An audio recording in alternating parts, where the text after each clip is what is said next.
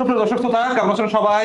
ওমেগার বিশ্বকাপ কথনে আপনাদের সবাইকে স্বাগত জানাচ্ছি। আমি নাসিমুল হক, আর আজকে আমাদের সাথে আছে ব্রাজিলের ডাই হার্ট ফ্যান, আমাদের গণিতের চ্যাম্পিয়ন রাকিব স্যার। স্যার কেমন আছেন? আলহামদুলিল্লাহ, ধন্যবাদ নাসিমুল ভাইকে। তো আজকে আমাদের আলোচনার বিষয়ে আসলে নেক্সট ম্যাচ ব্রাজিল স্কটল্যান্ডের প্রেডিকশন নিয়ে। তো সেই জন্যই আজকে আপনাদের সামনে আসা, এবং আমি ব্রাজিলের ডাইহার্ট ফ্যান, এটা মানে বলার জন্য কোনো কুণ্ঠাবোধ নাই, এবং আমি গর্ব করি আমি ব্রাজিলের ডাইহার্ট ফ্যান। এবং আমি আফসোস করি তাদের জন্য যারা আসলে ব্রাজিলের ভালো খেলার পরও তাদেরকে পচানোর জন্য উন্মুখ হয়ে থাকে। আসলে তাদের লাইফটা আসলে এতটাই সংকুচিত হয়ে গেছে, আসলে এন্টারটেইনমেন্টের কিছু পায় না, তো অন্যের অ্যাচিভমেন্ট নিজেদের কাছে নিয়ে এগুলা বলবে, এগুলো ম্যাটার না। বলেন স্যার। ওই যা বলছেন স্যার, তো পানি খাবেন নাকি 7 আপ স্যার? পানি, সেভেন আপ দুইটি তো খাওয়ার জিনিস, খাবো না কেন? আচ্ছা ঠিক কোক আছে। দেন, সেভেন আপ দেন, সবই খাবো, সমস্যা কি? আচ্ছা এখন ঠিক আছে। আপনাদের খাওয়ানোর অর্থ আছে কিনা সেটা বলেন, না শুধু বলা পর্যন্তই? না, বলা পর্যন্ত আমরা শুনেছি যে ব্রাজিলের সাপোর্টারটা নাকি 2014 সালের পর থেকে 7 আপ খায় না স্যার, কতটা সত্য কথা স্যার? 2014 সালের পর সেভেন আপ কেন খাবে না? ওই 7 একের একটা ব্যাপার আছে। তো এইরকম যদি ব্যাপার অন্যান্য দলেরই হয়, অনেক দল তো ধরেন থ্রি পিস ওই দেশ থেকে ব্যান করা উচিত, অনেক দল ধরেন ডিম ব্যান করা উচিত, এক হালি শব্দ ব্যান করা উচিত, এরকম অনেক কিছু ইতিহাস হওয়া উচিত। খাবার জিনিস খাবো আমরা, ধরেন ফুটবলের সমর্থক আমরা, এমন কোনো অশিক্ষিত সাপোর্টার না, বা এমন কোনো ফুটবল সমর্থক না যারা এই যে অশিক্ষিত মানুষ কি বললো সেটা নিয়ে অ্যাকচুয়ালি আমরা খুব বদার করব। ওকে স্যার, তো আমরা আসলে আমাদের আজকের ব্যাপারে চলে আসি। আজ রাত, রাত না, ভোর 4টা, আগামীকাল হয়ে যাবে আমাদের সময় আগামীকাল, অনুযায়ী। হুম। তো এই সময় ব্রাজিল তার গ্রুপ পর্বের শেষ ম্যাচে মুখোমুখি হতে যাচ্ছে স্কটল্যান্ডের সাথে। আর আমি যদি দেখি এই স্কটল্যান্ডের সাথে ব্রাজিলের অতীত ইতিহাস আসলে কি বলছে, এই পর্যন্ত স্কটল্যান্ডের সাথে বিশ্বকাপে ব্রাজিল 5বার মুখোমুখি হয়েছে। 1974 সালে, 1982 সালে, 1990 সালে, 1998 সালে। ব্যাপার হচ্ছে যে কেবলমাত্র 1974 সালে একটা ম্যাচ স্কটল্যান্ড ড্র করতে পেরেছিল, বাকি 4টা ম্যাচে ব্রাজিল জিতেছে। কিন্তু এই সালগুলোতে, যে সালগুলোতে ব্রাজিল তাদের গ্রুপ পর্বের প্রতিপক্ষ হিসেবে স্কটল্যান্ডকে পেয়েছে, তার কোনোবার আসলে ব্রাজিল বিশ্বকাপ জয় করতে পারেনি। কি মনে হয়, এটা কি কোনো আচ্ছা, মনস্তাত্ত্বিক প্রভাব ফেলবে? এই যে মনস্তাত্ত্বিক প্রভাব, অ্যাকচুয়ালি আমাদের যাদের আসলে মানে প্রত্যেকটা ডাটা থাকে, আসলে দেখেন রেকর্ড হয় ব্রেক করার জন্য। তো আমরা কিছু সাপোর্টাররা আসলে আমাদের টাইম এত, আমরা এত এত লেম এক্সকিউজ দিই, আসলে মানে কাকতালীয় কিছু ব্যাপার থাকে। আমি স্কটল্যান্ডের সাথে একটা গ্রুপ পর্বে একটা ম্যাচে জিতলাম না, হারলাম, এই জন্য আমি চ্যাম্পিয়ন হব না, এটা আসলে মানে পুরো হাস্যকর কথা। আর একটা ব্যাপার হচ্ছে ব্রাজিলের যে সমৃদ্ধ ইতিহাস, তো সেখানে আপনার মানে স্কটল্যান্ডের সাথে জেতা ম্যাচের সাথে আপনারা যে কিভাবে কানেক্টিভিটি আনেন আমি জানি না। আর এমন না যে স্কটল্যান্ডের সাথে 3-4 বার হেরে ব্রাজিল বাদ গেছে, ব্যাপারটা তাও না। আর প্রেডিকশন বলতে গেলে আপনি নিজে যে স্ট্যাট বললেন, এই স্ট্যাট অনুযায়ী হ্যাঁ, ব্রাজিল অনেক যোজন যোজন আগায়, ওদের অ্যাচিভমেন্ট হচ্ছে একটা ড্র, বাকি 4টা হচ্ছে। বাট ফ্যাক্ট হচ্ছে যে আপনি যদি 1998 বা 2002-এর ব্রাজিল চিন্তা করেন, সেই ক্ষেত্রে কিন্তু এমনকি 2014-তে যেটা জার্মানির সাথে 7-1-এ ব্রাজিল হারলো, তখনও টিম হিসেবে ব্রাজিল যথেষ্ট ভালো ছিল। এটা একটা অ্যাক্সিডেন্টের কারণে নেইমার কোয়ার্টার ফাইনাল যে ইনজুরি হয় সেটাও আপনারা সবাই জানেন, ওই কারণে মনস্তাত্ত্বিকভাবে একটা চাপে ওই দুর্ঘটনা ঘটছে। বাট ফুটবল খেলায় দুর্ঘটনা ঘটতেই পারে, but in the meantime আপনার এটাও বুঝতে হবে আসলে কোন টিমের ক্যাপাবিলিটি কেমন। হ্যাঁ, আমি যদি বলি যে 2026-এর ফার্স্ট ওয়ার্ল্ড কাপ ম্যাচে ব্রাজিলের পারফরমেন্সে আসলে আমরা যারা ব্রাজিল সাপোর্টার সবাই কিছুটা হতাশ হয়েছি। তো সেকেন্ড ম্যাচে কিছুটা ওভারকাম করছে, এবং আশা করা যায় আসলে বড় দলগুলোই এমন, এদের ওভারকাম করতে খুব একটা সময় লাগে না। তো এদিকে নেইমারের একটা প্রেশার আছে অলরেডি, ভিনি বলেন কুনহো বলেন, ওরা তো অলরেডি দায়িত্ব নিয়েই খেলতেছে। তো আশা করা যায় নেইমারও হয়তো এই ম্যাচে প্রথমার্ধে না নামলেও হয়তো বদলি প্লেয়ার হিসেবে নামতে পারে। তো আমরা আশাবাদী ব্রাজিল ভালো ফুটবল খেলবে।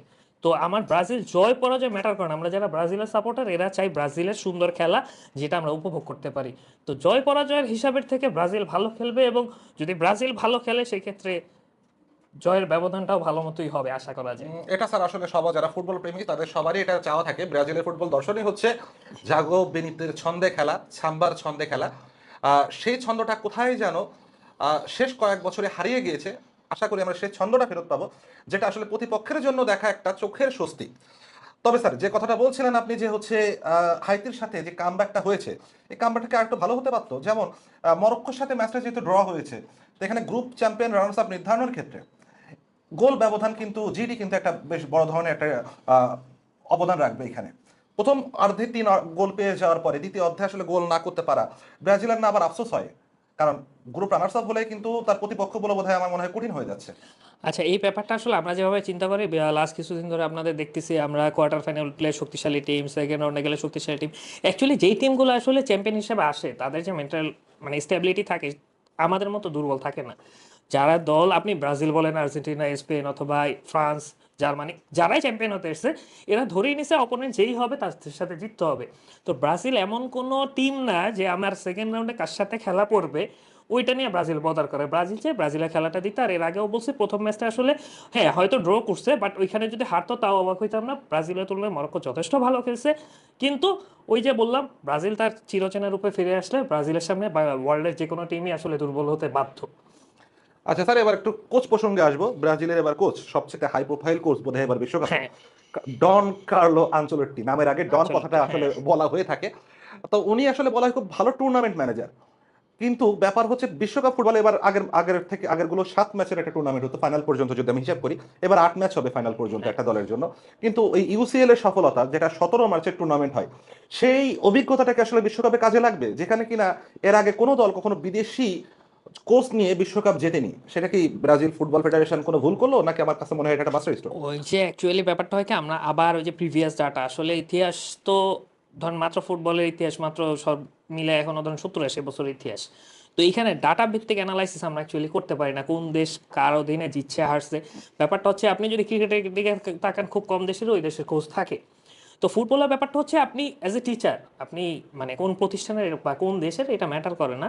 আঞ্চলিকদের ব্যাপারটা হচ্ছে উনি কোচ হিসেবে কতটা স্বনামধন্য এটা সারা বিশ্ব ওনাকে জানে। তো ব্রাজিল অ্যাকচুয়ালি এটা রিস্ক না, এটা আসলে মাস্টার স্ট্রোকে বলতে পারেন যে কোচ যদি মানে ফুটবল খেলায় কোচের যে ভূমিকাটা এটা যদি সঠিকভাবে পালন করতে পারে এবং ব্রাজিলের কম্বিনেশন এবং ব্রাজিলের রিয়েল খেলাটা যদি বের করতে পারে ফলাফল ইনশাল্লাহ আমরা মাঠেই দেখবো। আচ্ছা স্যার, এবার শুধু সরাসরি গেম ট্যাকটিক্সে চলে আসি আজকের ম্যাচে। স্কটল্যান্ড কিন্তু এবার খুব শক্তিশালী একটা দল, আসলে ছোট করে দেখার কোনো সুযোগ নেই। এই দলে অ্যান্ডি রবার্টসন রয়েছে, লিভারপুলের ডিফেন্ডার, এবং সেই কিন্তু বোধহয় আজ ভিনিকে ভিনিকে কড়া মার্কিং এ রাখবে। আহ, জন ম্যাকগিন রয়েছে, অ্যাস্টন ভিলার মিডফিল্ডার, এবং সবচাইতে বড় যে নামটা আমার সেটা মনে হয় স্কট ম্যাকটোম্যানি। সেটা সে ও হচ্ছে ম্যানচেস্টার ইউনাইটেড যে মিডফিল্ডার, এবং খুবই ফিজিক্যাল ফুটবল খেলে, এবং পুরো বাছাই পড়বে বিশ্বকাপের বাছাই পড়বে, খুব দুর্দান্ত ফর্মে ছিল। তো আর এদিকে আমি ব্রাজিলে যদি দেখি রাফিনা ইনজুরিতে, নেইমার হয়তো কামব্যাক দিতে পারে। দলে হলুদ কার্ডের সমস্যা আছে, ক্যাসিমিরো হলুদ ক্যাসেমিরোর কার্ড হলুদ পেয়েছে, কার্ড এরপর আছে। আরেকটা হলুদ কার্ড পেলে তার সম্ভবত সে সাসপেনশনে থাকবে। কিন্তু এই ব্যাপারগুলো আসলে মনে হয় কিভাবে ব্রাজিল আজকে অ্যাকচুয়ালি ম্যানেজ করতে পারবে। ব্রাজিলের রিজার্ভ বেঞ্চে যথেষ্ট প্লেয়ার আছে এখন ধরেন নেইমার বা ফিনি এরা এখন স্টার প্লেয়ার, এরা ওই যে বললাম মনস্তাত্ত্বিক যে ব্যাপারটা থাকে সেই ক্ষেত্রে তাদের আসলে অংশগ্রহণটা দলের জন্য সবাইকে চাঙ্গা করে বা প্রফুল্ল করে। But in the meantime ব্রাজিলে যেমন ধরেন এনরিক গত ম্যাচে নামছিল। তো ব্রাজিলের আজকে যে ধরেন রাফিনহো ইনজুরিতে সে খেলার পসিবিলিটি কম, নেইমার নাম মানে না নামার সম্ভাবনাই বেশি। তো তারপরেও ব্রাজিলের এই সুযোগটা ধরেন আজকে জিতুক হারুক ড্র করুক যেটাই হোক ব্রাজিল সেকেন্ড রাউন্ডে যাচ্ছে। বাট আপনার পারফরমেন্সে বলে হারার ইনশাল্লাহ হারার প্রশ্নই ওঠে না। তো জয় সম্ভাবনাই বেশি। তারপর আমার মতে আজকে ব্রাজিলের উচিত বেঞ্চটাকে খুব ভালো মতো যাচাই করা। এবং হ্যাঁ আপনার স্কটল্যান্ডের ডিফেন্ডার যার কথা বললেন অ্যান্ডি রবার্টসন, ও আসলে প্রফেশনাল পেপার এবং ও স্কটল্যান্ডের সবচেয়ে স্ট্রং ডিফেন্ডার এবং ও টার্গেটই থাকবে অ্যাকচুয়ালি ভিনি আর যদি নেইমার নামে। তো এই ব্যাপারগুলো আসলে এই টেকনিক্যালি পুরো টিম প্ল্যান সাজায় মনে হয় ব্রাজিল মাঠে নামবে। এবং আজকে যেহেতু সেফ ম্যাচ ব্রাজিলের জন্য, তো আমার মতে আজকে ব্রাজিলের বেঞ্চটা ছালাই করার পারফেক্ট টাইম, কারণ আপনার নকআউট পর্বে গেলে ব্রাজিলের সেই সুযোগটা থাকবে না, তখন ডু অর ডাই, তখন ব্রাজিল ফুল শক্তি নিয়ে নামবে।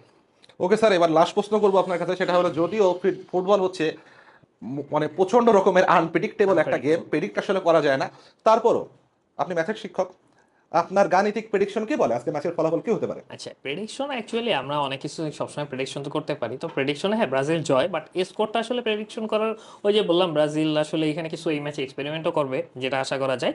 তো সেই ক্ষেত্রে ব্রাজিলের ডিফেন্স বা প্রথম ম্যাচে মরক্কোর সাথে যে গোল এলিসনও ভালো করতেছে, খারাপ করতেছে বা একটা গোল খাইছে সেজন্য খারাপ বলবো না।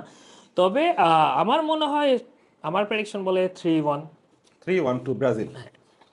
ওকে স্যার, আপনার ব্রাজিলের জন্য অনেক অনেক শুভকামনা। ব্রাজিল আমার জন্য না, যারা ফুটবল প্রেমী যারা ফুটবল বুঝে আর- তাদের সবাইকে এবং বলবো। আমাদের জন্য, কারণ আমরা বোধহয় ব্রাজিল গ্রুপ চ্যাম্পিয়ন হলে ভালো করলে সেমিফাইনালে আর্জেন্টিনা ব্রাজিলের একটা দ্বৈরথ উপভোগ করতে পারবো, এবং এটা ফুটবল যারা ভালোবাসে এরকম দ্বৈরথ দেখতে কে না চাইবে।